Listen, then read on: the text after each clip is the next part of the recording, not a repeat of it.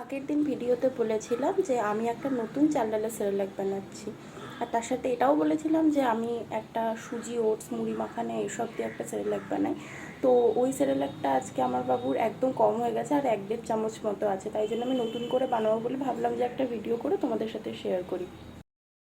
এই যে একটা থালার মধ্যে এখানে মাখানা নিয়েছি, মুড়ির তলায় চাপা পড়ে গেছে। এখানে ওটস নিয়েছি, ওটসটাও আছে, মুড়িটার জন্য সব চাপা পড়ে গেছে। এটা হচ্ছে সুজি। আর এখানে আমি নিয়ে নিয়েছি কিছুটা আমন্ড বাদাম। এগুলোকে আমি সব কড়াইতে অল্প একটু বাটার দিয়ে ভালো করে ড্রাই রোস্ট করে নেব। এই যে কড়াইতে আমি একটু বাটার নিয়ে মেল্ট করে নিয়েছি। এবার এর মধ্যে আমি এই সমস্ত উপকরণগুলোকে ভালো করে ড্রাই রোস্ট করব।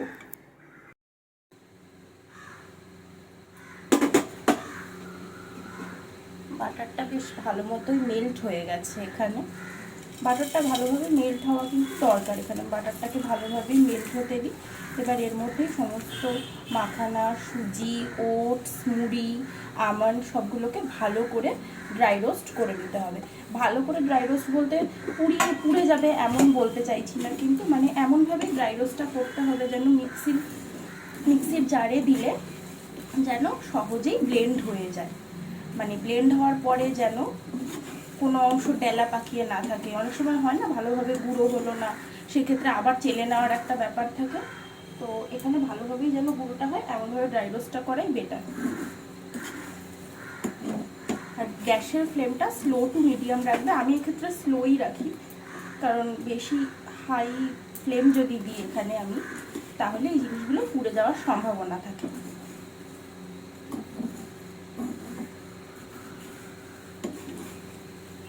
ভালো করে তলা থেকে নাড়তে হবে যেন তলায় কোনোভাবেই সুজিগুলো লেগে না যায়, কারণ তলায় সুজিগুলো থাকবে। তো তলায় যদি সুজিটা লেগে যায় তাহলে কিন্তু অসুবিধা হয়ে যাবে।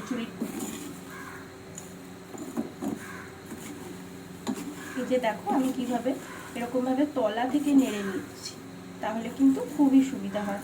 আমার ভুল হলো, আমি একটা খুন্তি নিই সবসময় এগুলোকে নাড়াচাড়া করার জন্য, আর এখন দেখো একটা হাতা নিয়ে ফেলেছি যখন, আমি আর নতুন করে আবার খুন্তি করতে চাইছি না, তাহলে মাজতে তো আমাকেই হবে না। ওই জন্য এই হাতাটা দিয়ে আমি করে নিচ্ছি, অসুবিধে নেই, আস্তে আস্তে করে করব। তোমরা চাইলে এর মধ্যে একটু চিড়েও অ্যাড করতে পারো, কিন্তু আমি চিড়েটা দেব না। আমি চিড়ে দিইনি আসলে। আমি এই সেরেলাকটা আমি 4 বার বানাচ্ছি, তো আমি চিড়েটা কখনোই দিইনি। আমি এই জিনিসগুলো দিয়েই করি। তো তোমরা চাইলে চিড়েটা দিতে পারো, চিড়েটাও ভালো, খারাপ কিছু না। আর এই সেরেলাকটার সুবিধা কি বলো তো? এই সেরেলাকটার সুবিধা হচ্ছে, এটা হচ্ছে ইনস্ট্যান্ট সেরেলাক। এটাকে তোমরা গরম জল করে বাটিতে যেই পরিমাণ খাওয়াবে, তোমার বাচ্চা যেরকম পরিমাণে খেতে পারবে আর কি, সেটা মায়েরা খুব ভালোই বোঝে যে তার বাচ্চা কতটা পরিমাণ খেয়ে সহ্য করতে পারবে বা কতটা খেলে সেই বাচ্চাটার পেট ভরবে। তো সেই অনুযায়ী চামচে মেপে নেবে, আর সেই অনুযায়ী জল নিয়ে যেই বাচ্চা যেরকম ঘনত্ব খেতে পারবে সেই অনুযায়ী করে বাচ্চাকে খাওয়ানো যায়। তো এটা ইনস্ট্যান্ট করে খাওয়ানো যায়। আর আগের দিন যে চাল ডালের সেরেলাকের ভিডিওটা আমি দিয়েছিলাম, ওই ক্ষেত্রে হয় কি, ওই ক্ষেত্রে কিন্তু চাল ডালটাকে ফুটাতে হয় ভালো করে, 5 থেকে 7 মিনিট ওটাকে ফুটাতে হয়, কারণ যেহেতু ওটা কাঁচা, ওটাকে তো না ফুটালে হবে না। তো ওটাও ভালো, চাল ডালের সেরেলাকটা আমি বানিয়ে রাখি। আর এইটা ইনস্ট্যান্ট করে খাওয়ানো যায়। ধরো তুমি কোথাও গেছো, সেই ক্ষেত্রে সেখানে ধরো তোমার রান্না করে খাওয়ানোর বাচ্চাকে কোনো রকম অপশান নেই, তো সেক্ষেত্রে কি বাচ্চাকে তুমি না খাইয়ে রাখবে? সেক্ষেত্রে যদি তুমি এই সেরেলাকটা ক্যারি করো, আর যদি ফ্লাক্সে গরম জল তোমার থাকে, তাহলে তুমি ইনস্ট্যান্ট করে খাইয়ে দিতে পারবে। তো আর আমি বলে নয়, এখন ফেসবুক বলো, ইউটিউব বলো, অনেক নতুন মায়েদেরই দেখছি যে এই সেরেলাকটা বানাচ্ছে। তো আমিও কারোর একজনের ভিডিও দেখে আমিও শিখেছি, প্লাস আমার মাও কিছুটা আইডিয়া দিয়েছিল। আমি যে নিজে পুরো ইনভেনশন করেছি জিনিসটা এমন নয়, আমিও একজনের ভিডিও দেখেই শিখেছি। দেখে আমি আমার মতো এটাকে একটু করে নিয়েছি। তোমাদের যদি এই সেরেলাকের ভিডিওটা ভালো লেগে থাকে তাহলে একটা কমেন্ট করে জানিও।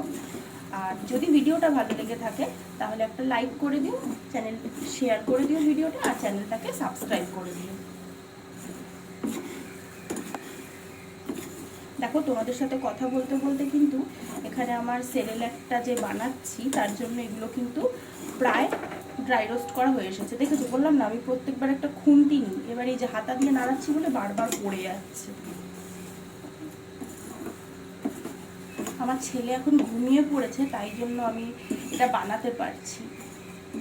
ও জেগে থাকলে না কিছুতেই ওকে ছেড়ে আসা সম্ভব হয় না।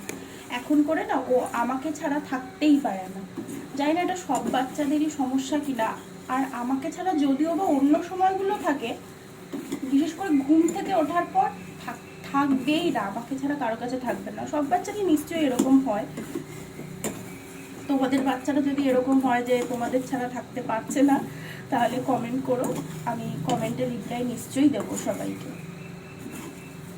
আর যেহেতু আমি একজন নতুন ইউটিউবার, আমার পাশে তোমরা থেকো। আমার ভিডিওতে যদি কোনো কিছু খারাপ লাগে, কোনো কিছু ভুল মনে হয় তোমাদের, তাহলে সেটা অবশ্যই কমেন্ট করে জানিও। তাহলে আমি নিজের ভুলগুলোকে শুধরানোর কিন্তু সুযোগ পাবো। তো আমি দেখে নিই একটা মাখানা নিয়ে যে হয়েছে কিনা। না, আর একটুখানি রোস্ট করতে হবে।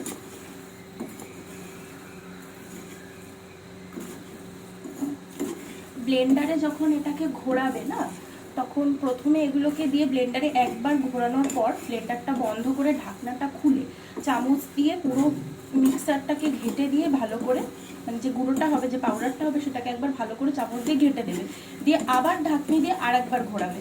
তাহলে যদি কোথাও কোনো লাম্পস থেকে থাকে সেটা কিন্তু কেটে যাবে। আর এটাকে কিন্তু চেলে নেওয়ার কোনো প্রয়োজন নেই। আমি তো কখনো চেলে নিই না, আমি ডাইরেক্ট মিক্সার যেটা হয় সেটাকেই আমি কৌটোতে রাখি, এয়ারটাইট একটা কৌটোতে রেখে সেটাই আমি খাওয়াই, আমি চেলে নিই না। এবং তাতে আমার বাচ্চার কোনো প্রবলেম হয়নি ঠাকুরের কৃপায়। আশা করি তোমাদের বাচ্চারও হবে না। তোমরা যারা যারা আমার এই ভিডিওটা দেখে নিজেদের বাচ্চাকে এরকম সেরেলাক খাওয়াবে বলে ভাবছো, তারা কিন্তু নিশ্চিন্তে খাওয়াতে পারো। কারণ এই সেরেলাকটার কিন্তু কোনো রকম সাইড এফেক্ট নেই। কারণ মানে মার্কেটে যেসব সেরেলাকগুলো অ্যাভেলেবেল, সেগুলোতে কিন্তু একটু খেয়াল করবে কখনো, তাতে কিন্তু সুগার থাকে। সেগুলো যদি কখনো তোমাদের বাচ্চাদের করে খাওয়া, একটু মুখে দিয়ে দেখবে তাতে কিন্তু একটু মিষ্টতা থাকে। ওই মিষ্টতা আছে যখন, তারপরে নিশ্চয়ই তাতে সুগার আছে। আর তোমরা তো জানোই 1 বছরের নিচে বাচ্চাদের এগুলো দেওয়ার কোনো মানেই হয় না, শুধু শুধু তাদেরই হেলথে এফেক্ট পড়ে। তো সেই কারণে আমার মনে হয় যদি নিজে একটু কষ্ট করে বাড়িতে একটু সেরেলাকটা বানিয়ে নেওয়া যায় না, তাহলে অনেক সুবিধা হয়।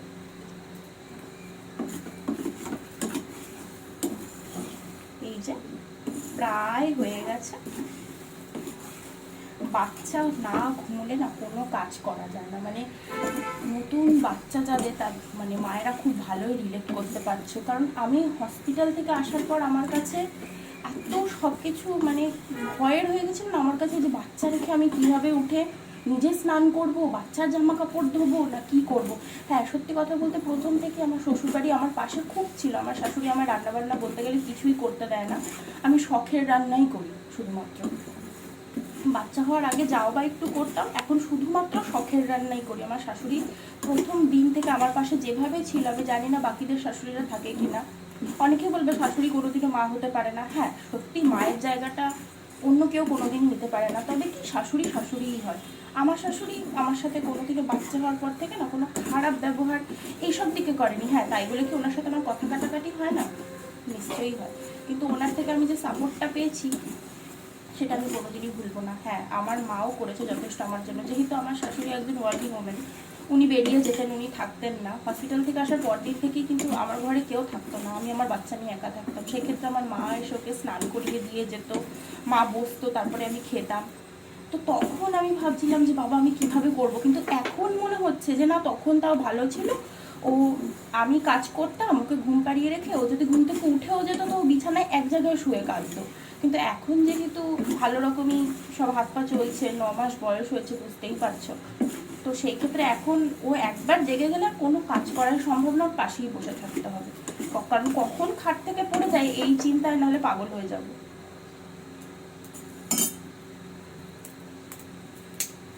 এই যে ভালো মতো হয়ে গেছে ড্রাই রোস্ট। এবার আমি গ্যাসের ফ্লেমটা অফ করে দিলাম।